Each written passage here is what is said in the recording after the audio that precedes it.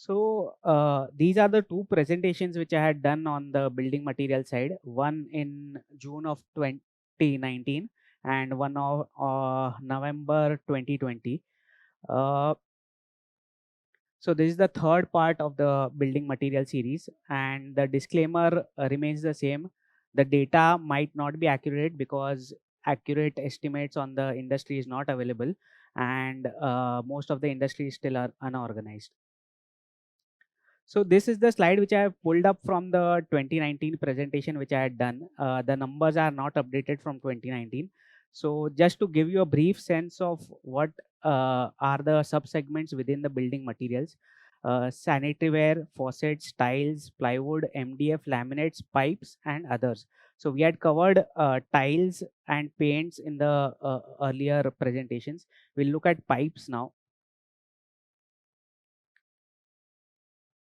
Uh, Again, this slide is again from the 2019 presentation, which is not yet updated. And if you look at the pipes, plastic pipe segment over here, the major players here are Supreme, Astral Poly, Prince Pipes, and Finolex Industries. Ashirvad being the unlisted other major player here. The largest player here is Supreme Industries with about 11% market share. So it's a very fragmented industry. The competitive intensity is high. Share of the unorganized segment is still very high, especially in the PVC segment. Uh, the replacement demand is around 25 to 30%, whereas new demand is about 70%. And if you look at the buying patterns, the consumer involvement is low since most of the buying is done by the contractors, plumbers, and architects. Role of branding and distribution is limited, but somewhat over the last few years, some of the companies in this industry has uh, advertised heavily and tried to build brands over here. So let's dive into the pipes industry. The size of the plastic pipe industry is about 40,000 crores or about 400 billion rupees. And this has grown at a CAGR of about 10% over the last few years. So continuous uninterrupted water supply is something which is required for both agriculture and irrigation purposes, as well as for residential and commercial plumbing. So this plays an important part in the overall construction of the residential as well as commercial real estate. Though the costing here is very minimal compared to the overall residential cost. So it's about 1 to 2% of the overall cost. And pipes have to be concealed under the wall. So if the pipes burst or there is leakage, then the whole construction goes for a toss. So importance of pipes is a little higher, but the costing in the overall scheme of things is still very low. So this is the process of how the pipes and the other PVC products are manufactured. So there are two set of products which go into the manufacturing process of PVC. One is natural gas or the petroleum related products through which ethylene is produced, and second is the salt from where the chlorine is produced. And salt, chlorine, and ethylene both combine to make EDC.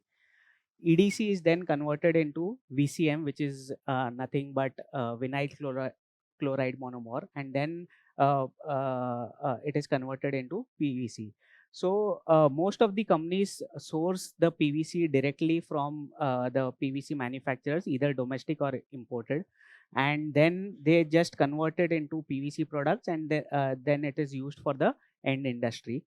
Only Finolex Industries in the industry has this backward integration where they do the PVC resin manufacturing as well.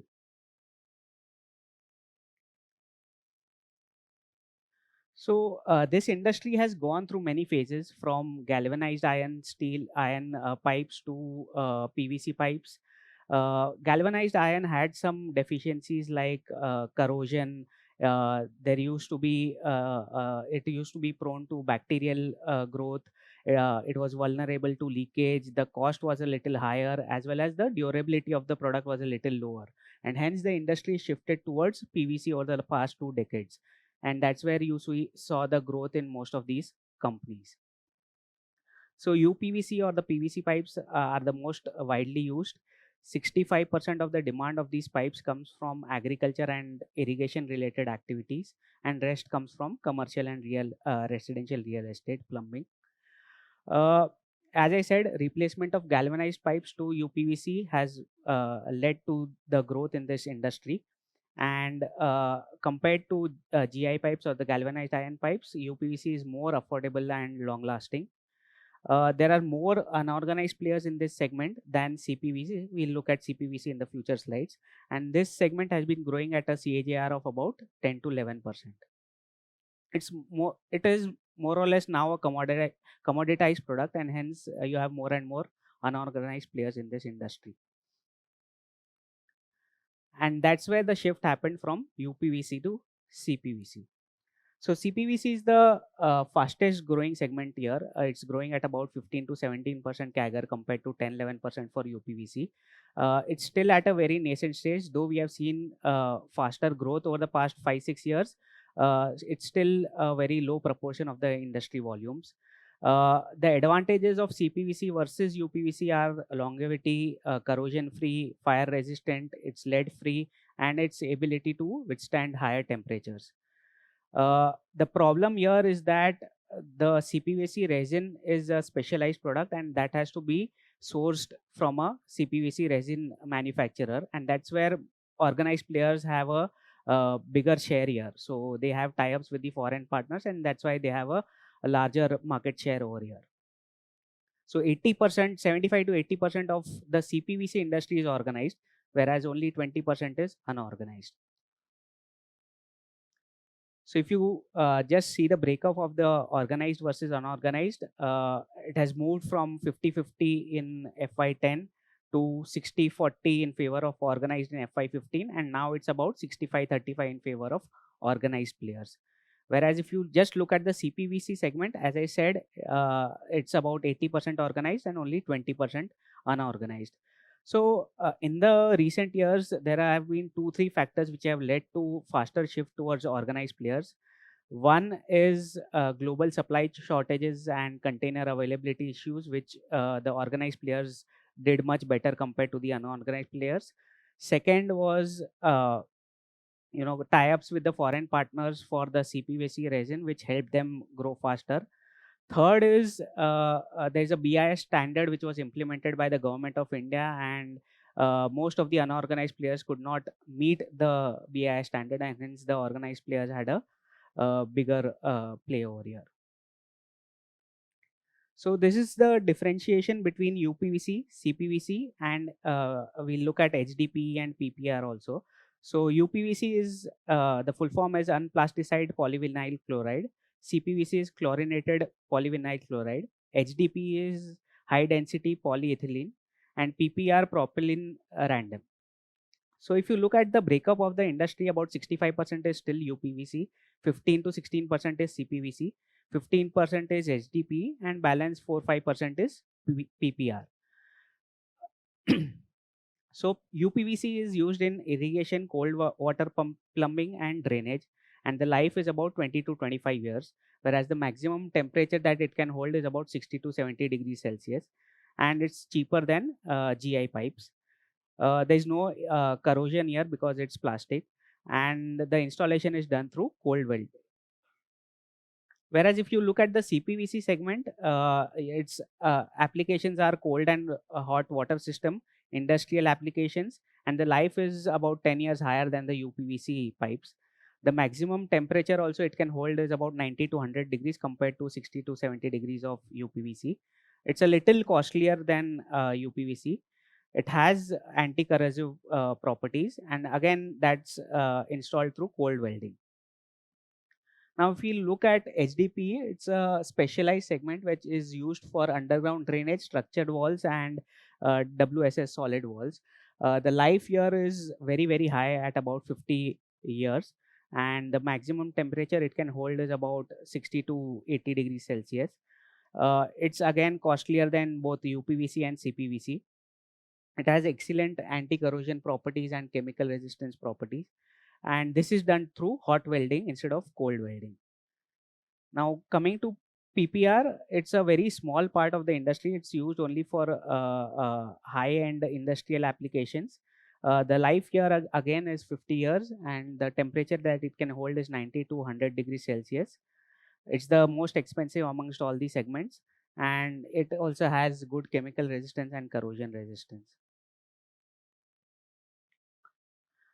If we look at the consumers of the PVC compound globally, China is by far the largest consumer of PVC with about 46%. So this is Northeast Asia, but majorly it's China. India is about 10%, Southeast Asia with about 5%, Europe is 12%, America about 13%, South America 5%, and Middle East about 6%. So India is the fastest growing market, but it's still only about 10% of the global market. And if you look at the end consumer segment of the PVC compound, if you look at the global bifurcation, only 47% is used in pipes and fittings. Whereas if you look at India, it's about 73% of the PVC end use.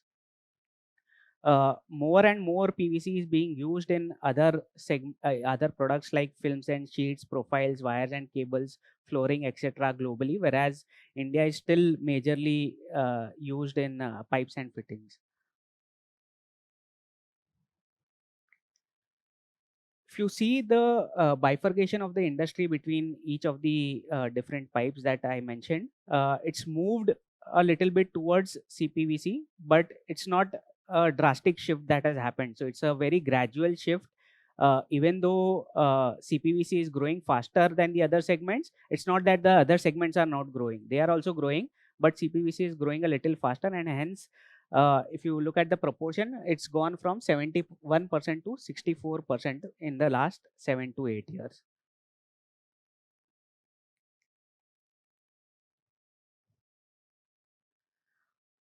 So, one major development which had happened in this industry was the dumping duty, which was levied on the CPVC resins from August of 2019.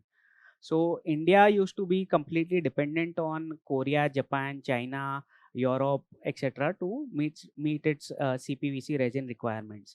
And there are very limited number of suppliers globally: Lubrizol, Kisui, Kaneka, and Chem1. Uh, so there are some mid-sized and unorganized players which used to import from China, Korea, Japan, and Europe. Uh, and then government of India imposed an anti-dumping duty, and it was majorly from imports from China and Korea for a period of 5 years, from August of 2019 to till about 2024. And imports from these two countries accounted for 32% of the CPVC resin imports that used to happen at that point in time. And hence there was a major shift which happened from these two countries to other countries and manufacturers. So that made US and Japan more competitive, and the companies in those countries even more competitive.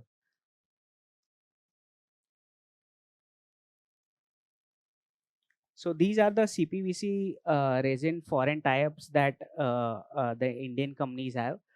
These are the top 6-7 players which are there in the organized industry. Ashirwad Pipes and Prince Pipes has a tie-up with Lubrizol. Astral has tie-up with Sekisui, and it also sources CPVC from other manufacturers apart from Sekisui. Phenolics also sources from multiple sources. Supreme sources its CPVC from Kaneka, which is a Japanese corporation. Apollo from Chem1.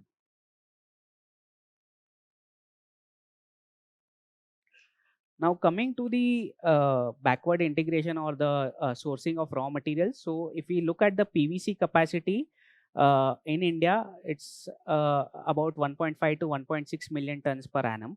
And the major players being Reliance Industries, Chemplast, Phenolics, DCW, and DCM Shriram. Reliance has a capacity of about 770 kilotons per annum. Chemplast with about 300 kilotons per annum, and DCW and DCM Shriram are very small players at about 80 to 90 kilotons per annum. These players collectively contribute to about 45% of the PVC requirements that these players have, whereas the rest is imported from Taiwan, Japan, South Korea, and China. And these four countries constitute about 65 to 70% of the imports that we do. If we look at the future capacity expansion, there's one major expansion which is coming through Adani Group, where they are planning to build a coal to PVC plant in Gujarat, Mundra, and the capacity is almost 2 million tons per annum, which is the industry size right now. So if it happens, then majority of the imports will stop. This capacity is expected to come on stream in 2024. If we look at the CPVC capacity, DCW is the only company here which manufactures the resin in India, and that too it's a very small capacity. They have a technology tie-up with Arkema, and there are two other major capacities which are coming on stream. One is Meghmani Finchem, which is planning to come up with a capacity of about 30,000 metric tons at Dahej. The current capacity is only industry capacity is about 10,000 metric tons, so it's a 3x kind of increase there. Whereas there is a big capacity coming from Lubrizol, and it's tying up with Grasim Industries, and coming up with a plant in Gujarat. It's a 1 lakh metric ton capacity plant which is coming up. Coming to HDP capacity, the domestic capacity is only about 6 million tons per annum. The major players being Haldia Petrochemicals, ONGC Petro Additions, Reliance Industries, IOC, GAIL India, HPCL, Mittal Energy, JV, etc. Again, here only 40-45% of the HDP requirement is met through the domestic suppliers, whereas the rest is imported. Now coming to the end use of the PVC resin, about 45% of the pipes are used for irrigation purposes, 39 to 40% in WSS and plumbing, which is residential and commercial plumbing, and sewage is another 12%. And this has kind of remained constant over the past 10 years, so it's not changed much. If you look at the EBITDA margin difference between each of the products, fittings is by far the highest margin product, and that's where Prince Pipes had a first mover advantage, where it went into fittings business in 1995, and since then about 30 to 35% of their revenues come from the fittings business, which is a higher margin business. CPVC is about a 70% margin business. UPVC is about 13%, and then agri and other infra products are at a lower margins. So the margins and the return ratios that these companies enjoy is dependent on the PVC prices, and that has been very volatile over the last 2 to 3 years. If you look at 2019 to 2022, uh, it was largely stable before that, but after that it had gone up from 60 rupees per kg to about 150 160 kgs, and then it's fallen off and back to about 60-70 rupees per kg. So the major sources which led to this increase and the fall, one was that a lot of capacities in China closed down because of the pollution issues, and plus because of COVID. So because of which the prices shot up. Then you had these container issues, logistics issues, which led to the increase in the prices. And then since then, the prices have cooled off with the world opening up and the logistic issues being cleared up. But below 60 rupees is somewhere the manufacturing capacity is not sustainable, and though for a brief period of time it remained below 60 kgs, 60 rupees per kg, mainly because caustic soda is a byproduct which is produced in this process, and the prices for caustic soda shot up, so the manufacturers enjoyed those margins on the caustic soda rather than the PVC. So if you look at this chart, the blue bars are the PVC prices which you see in the background, whereas the dark blue line is the gross margin chart, the red line is the EBITDA margins, and the yellow line is the PAT margins, and this is the industry average. This is not any specific company. This is the industry average which I have taken. So the margins for this business majorly depend on the PVC prices. Also, it's a pass through, but it comes with a lag. Also, some sort of channel stocking and destocking happens depending on the raw material prices going up or down. So in the last few months we have seen the PVC prices going down, and most of these companies have shown very low growth in terms of volumes, mainly because of the channel destocking which has happened.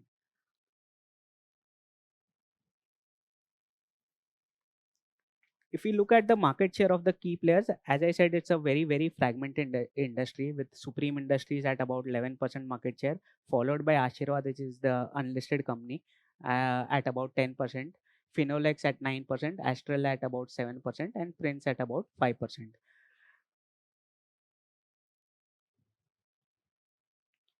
If we look at the market share of the top five players, they have gained a lot of market share over the years. The market share of the top five players has gone up from about 22% to 37%. So, what has happened in the last 5 years, especially, is that real estate growth was not there, and hence the demand was not there for most of these companies. But a lot of consolidation has happened in the industry, where a lot of unorganized players have moved out of the industry, and some organized players have taken up some capacities from the unorganized players. That's where these larger players have started to become a little more larger. So if you look at the revenue CAGR for most of the bigger organized players, they have been in the range of 15 to 20%, whereas there have been some losers like Jain Irrigation, Kisan Molding, etc. The troubles at these companies have benefited these larger players.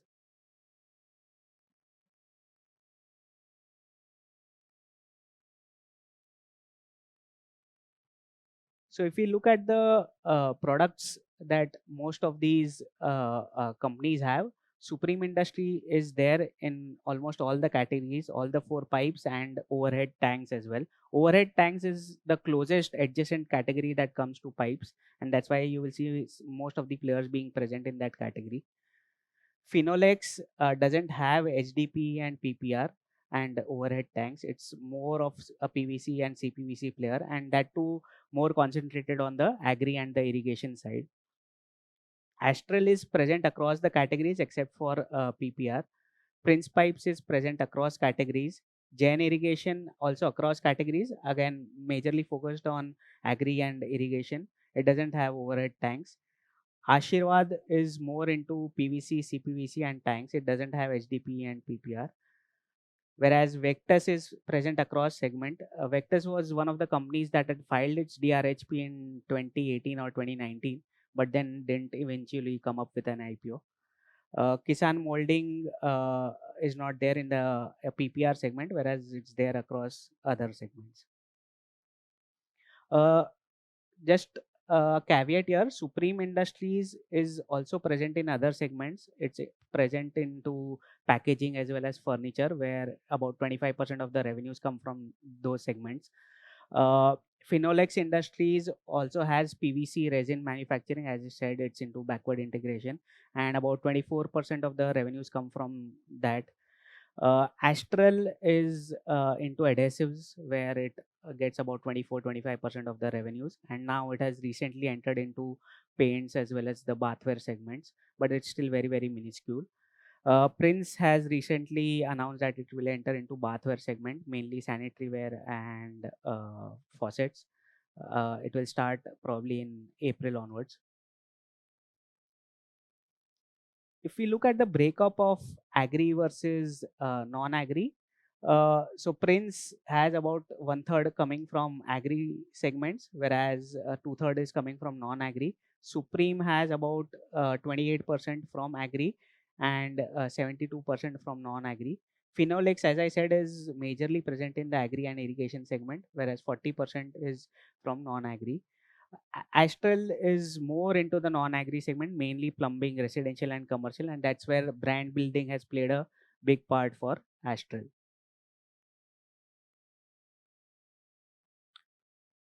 So, if we look at the margins for these players, if you see the red line, that is Ashirwad pipes, it has the highest margins because mainly because of uh, majority of the revenues coming from the CPVC pipes, which is a higher margin product. Whereas if you look at the other companies, it is more or less in the range of about 13 to 15%. And Ashirwad pipes also is into more into residential plumbing and commercial plumbing, which has about higher margins than the agri segments. Phenolics margins are a little more volatile because of the backward integration, and hence the PVC prices impacting their margins.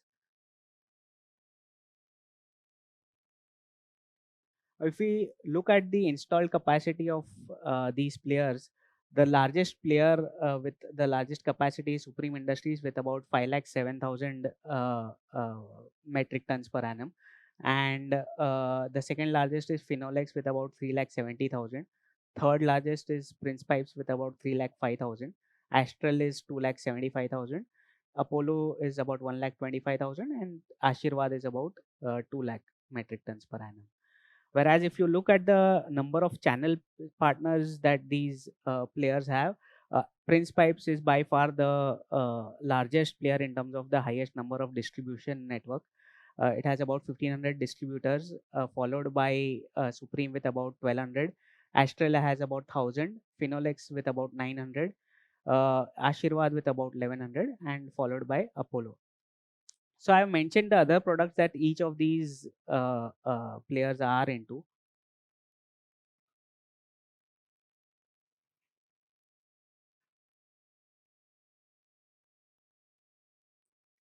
Now, if we look at the 5-year CAGR of revenues as well as profitability for most of these companies, they have grown at a handsome rate. Most of these companies have grown revenues in the range of 15 to 20%, and PAT in the range of 20 to 30% kind of range, except for Phenolics, which has suffered a little bit from the PVC volatility.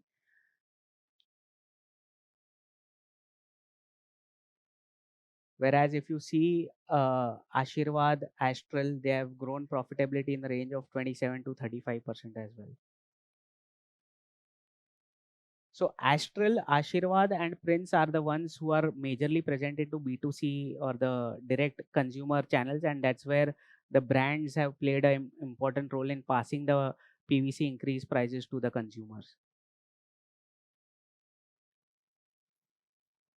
So let's look at the source of competitive advantages that these players can have. There are about 5 advantages that each of these players can have.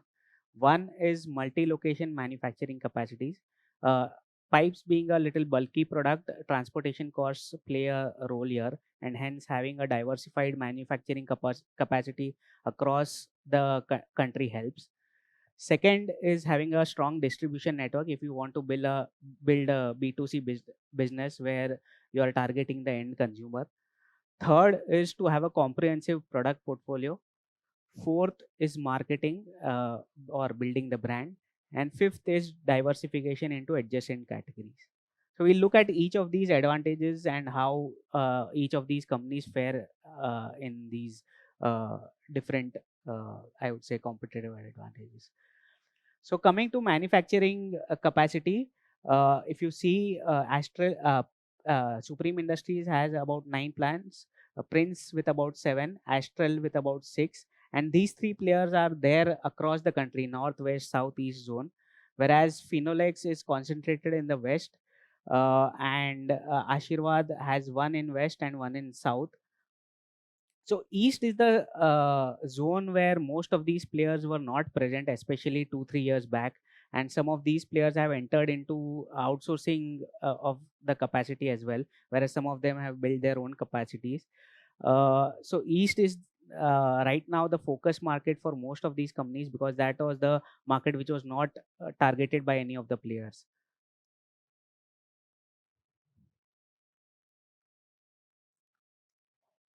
So if you look at the distributor network, as I said, Prince has the highest number of distributors with about 1,400 to 1,500 distributors.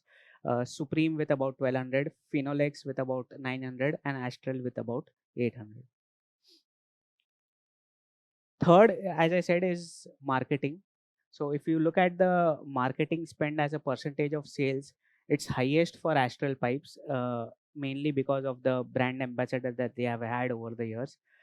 Second is Ashirwad. Third is, I would say, Finolex and Prince at about par, and the last one being the Supreme Industries. So the Astral Pipe spend about 3% of the 3 to 3.5% of the revenues on marketing and advertising, whereas the other players are in the range of 2 to 3%. So about 10 to 12 years ago, most of these companies thought that it's a commodity product. It's mainly a B2B product where you need to target the plumbers, architects, etc. And hence you don't need to spend on advertising and branding. But that has changed after Astral changed the playground for most of these companies. So if you have seen a lot of brand ambassadors coming in for different players. So Astral started it with Salman Khan, then moved on to Ranveer Singh now. Prince has hired Akshay Kumar. Finolex has Virender Sehwag, and APL Apollo with Tiger Shroff.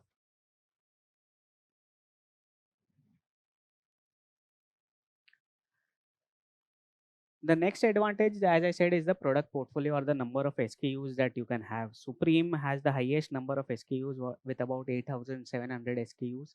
Prince with about 7,200. Astral is a close third with about 7,000. And Finolex has the least number of products. But as I said, it's more into agri and irrigation and more B2B kind of business.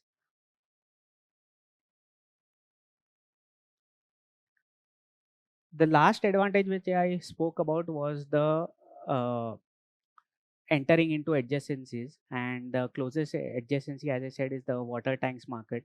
And this market was vacated by the market leader here with because of its debt issues. So Syntex went out of the market, and hence most of these players entered into this market.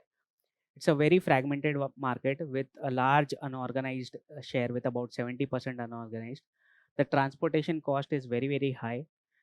If you look at the distribution network, it is very similar to the pipes.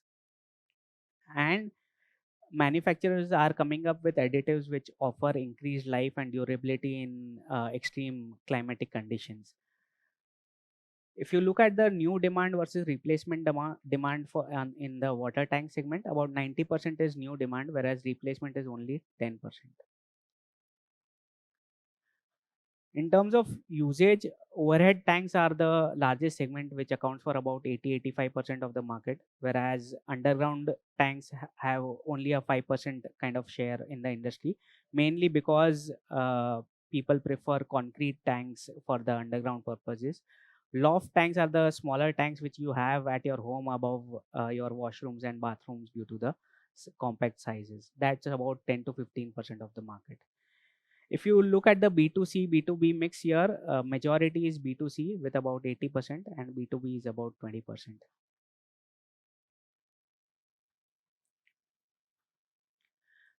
There are three types of tanks, just like we looked at GI, UPVC, CPVC, etc.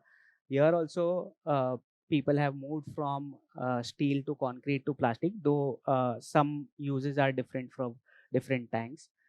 Uh, Plastic tanks and steel tanks are the least which are prone to leakages, whereas concrete tanks are something which is prone to leakage. The cheapest one is a plastic tank. Concrete is a little expensive than plastic, and the most expensive is a steel tank. The installation of plastic tank is very easy. Concrete is very heavyweight; it cannot be transported and difficult to install, whereas steel is somewhere in between plastic and concrete.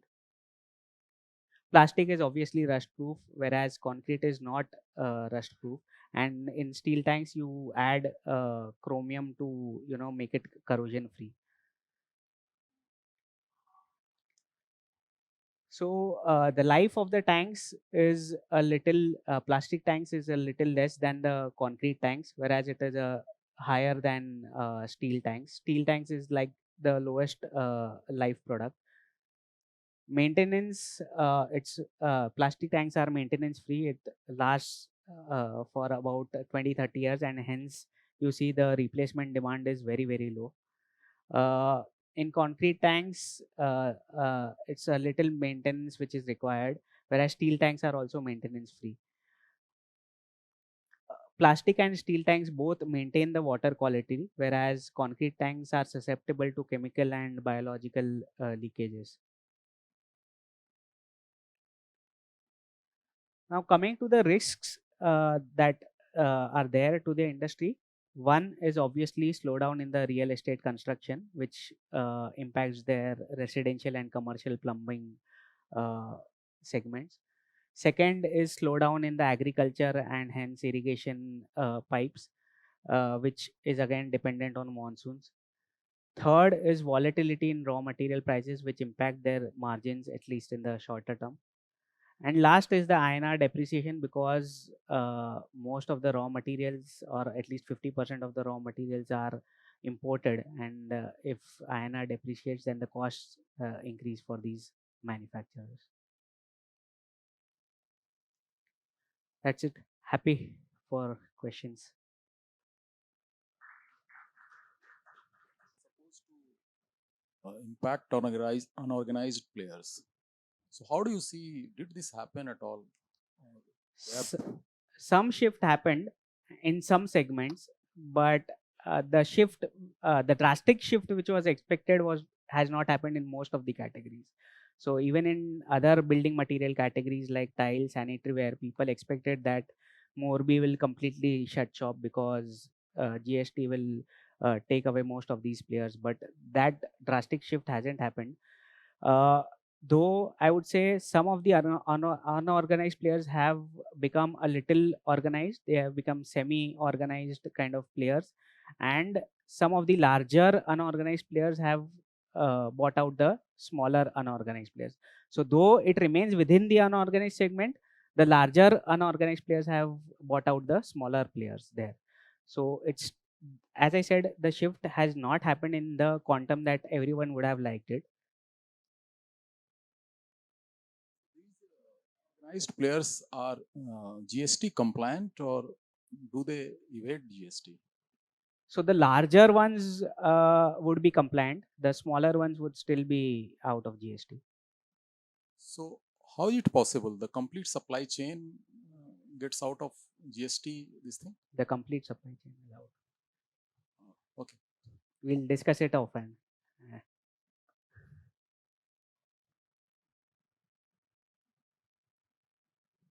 Okay, great. No more questions. Thank you.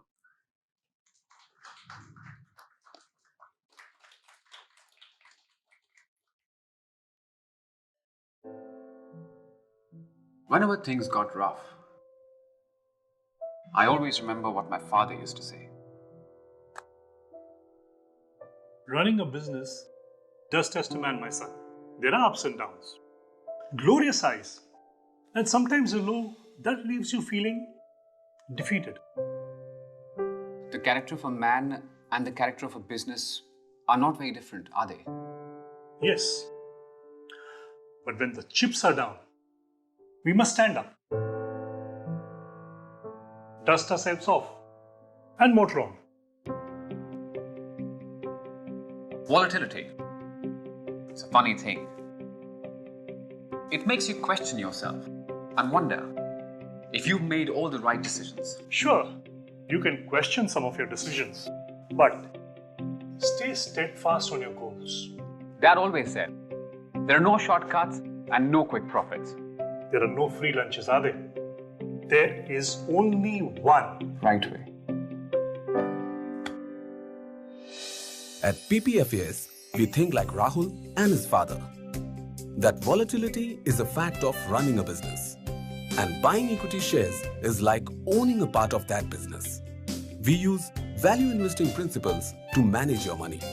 This means we invest in the right businesses at reasonable prices and for a longer term. PPFAS Mutual Fund.